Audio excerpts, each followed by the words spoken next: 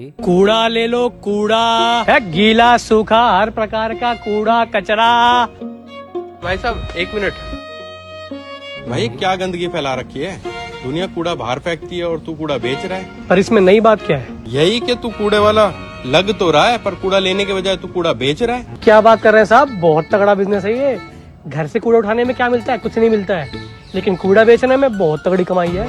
पर कूड़ा खरीदता कौन है? आप? मैं? मेरा मतलब आप जैसे लोग, कई कस्टमर है सर, और आप भी कई बार ये कूड़ा खरीदते ही होंगे। नहीं, बिल्कुल नहीं। मैं पागल हूँ जो कूड़ा खरीदूंगा। सर कैसी बात कर रहे हैं? मैं शर्त लगा के कह सकता हूँ आप दिन में कई बार ये कूड़ा खरीदते होंगे। मेरा दिमाग घूम रहा है। ऐसा कौन सा कूड़ा कचरा है तेरे पास? हर तरीके का, गीला सूखा, आधा गीला आधा सूखा, सब वेराइटी है। और लोग ये सब खरीदते भी हैं? हाँ हाँ, रोज, और दिन में 10-10 बार। ऐसा है, मैं पागल हो जाऊंगा। तू कूड़ा दिखा पहले। अच्छा खरीदिएगा? मैं पहले बता रहा हूँ कि आज मैं ऑनलाइन पेमेंट नहीं लूंगा, कैश लूंगा। नहीं नहीं, मुझे सिर्फ सैंपल देखना है। अच्छा सैंपल देखेंगे, देखिए ये रहा सूखा कचरा और ये गीला। अबे ध्यान से देख, ये बर्गर है, ये कोल्ड ड्रिंक है। एग्जैक्टली माई पॉइंट, ये कूड़ा और कचरा ही है।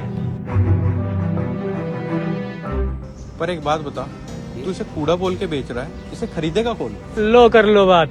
अरे साहब सबको पता है ये कचरा है, लेकिन फिर भी धड़ल्ले से बिकता है और लोग इसे एंजॉय भी करते हैं। आपको नमूना दिखाएं? आइए। होटल और रेस्टोरेंट में तो आपने भर भर की भीड़ देखी होगी, एक बार उसे देखिए। उस बेचारे के पास एक भी कस्टमर नहीं है, जबकि वो शुद्ध गन्ने का रस दे रहा है, जो कि हमारी सेहत के लिए अच्छा है। आजकल दिक्कत तो यही है, दूध वाला घर घर जाके दूध देता है, लेकिन कोई नहीं लेता। लेकिन वहीं अगर किसी को शराब पीनी होती है तो वो मीलों दूर चले जाएंगे। क्या है ना कि आजकल लोग स्वाद के बारे में ज्यादा सोचते हैं, सेहत के नहीं। तुम ये जो ज्ञान देते हो, उससे लोगों को फर्क भी पड़ता है? पता नहीं, और मैं इन सब चीजों का हिसाब भी नहीं रखता। मेरा एक चीज मानना है कि आप कर्म करते रहो, फल की चिंता मत करो। पर एक बात समझ नहीं आई, तुम्हारा असली काम क्या है? कूड़ा तो नहीं बेचते होंगे? नहीं नहीं, ये तो मैं जब भी फ्री होता हूँ तो सामाजिक जिम्मेदारी की तरह लोगों को जागरूक करने निकल पड़ता हूँ। आज आप मिल गए तो आपको समझा दिया। वो तो मैं समझ रहा हूँ, बट काम क्या करते हो? दिन गिन रहा हूँ। मतलब? सर मुझे कैंसर है। अरे सर आप क्यों दुखी हो गए? बीमार तो मैं हूँ। क्या है ना कि हम लोग बिना सोचे समझे कुछ भी उल्टा सीधा खाते हैं। मन की सुनते हैं, दिमाग की नहीं। और मन का क्या है? मन तो साला चंचल है। एक्चुअली मैं एक प्राइवेट कंपनी में जॉब करता था, जिसके चलते मुझे घर से दूर आना पड़ा। तो तब से ये जंक फूड, ये आसी बासी उल्टा सीधा खा के मुझे कैंसर हो गया। तब से मेरी यही कोशिश है कि जो मुझे हुआ है वो और किसी को ना हो। तो बस जब भी फ्री टाइम होता है तो अपना ये झोला लेके टांग के निकल लेता हूँ जागरूकता फैलाने। यार आज का दिन बहुत अलग है। आज मैंने बहुत कुछ सीखा है। आज के बाद मैं कभी ये सब चीजें ना खाऊंगा ना पीऊंगा, और दूसरों को भी जागरूक करूंगा कि वो भी आज के बाद ये सब उल्टी सीधी चीजें ना खाएं ना पिए।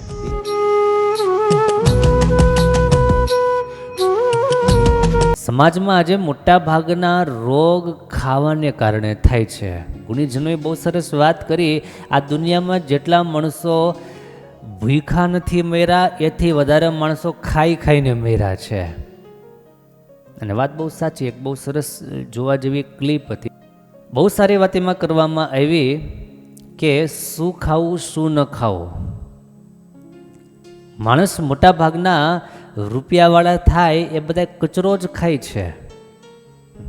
જે શરીરને માટે બિલકુલ નકામું છે એ જ ખાવાની ઈચ્છાઓ રહે છે.